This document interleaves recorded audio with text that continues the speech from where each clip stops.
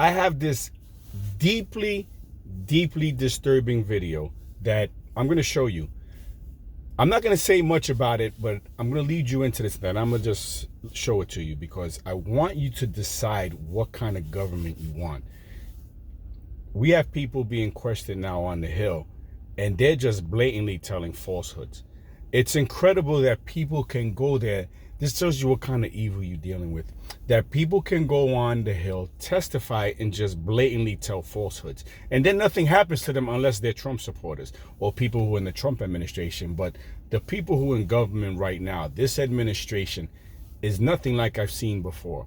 It's incredible that they could go up here and lie. And I'm not going to talk much about it, but I want you to see what you're up against and why 2024 is going to be the most important election of our time.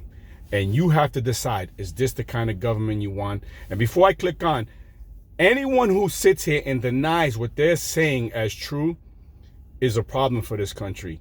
And they're the reason why we're in the predicament we're in. Because even when they're being lied to, they buy the lie. And this is going to be the narrative going on from 2024 because they know they're in trouble. Check this out.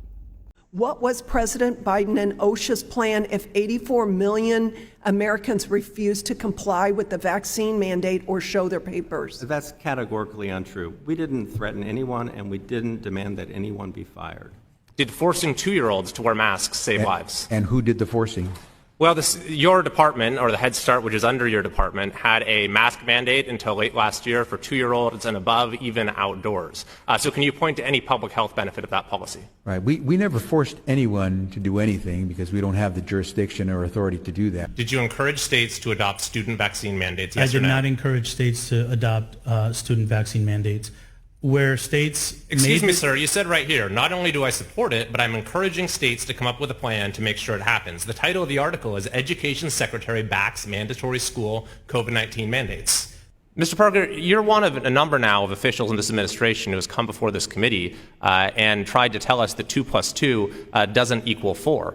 Sitting in the chair that you're in now, the Secretary of Education testified, gave false testimony to this committee, denying that he had promoted a student vaccine mandate when he had done precisely that.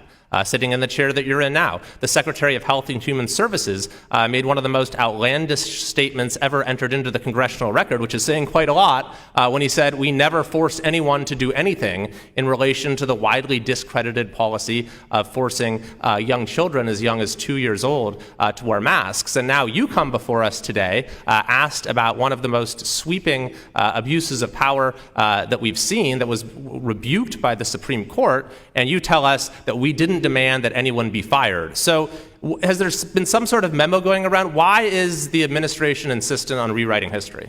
All you have to do is read that rule, and you will see that it is not a vaccine mandate.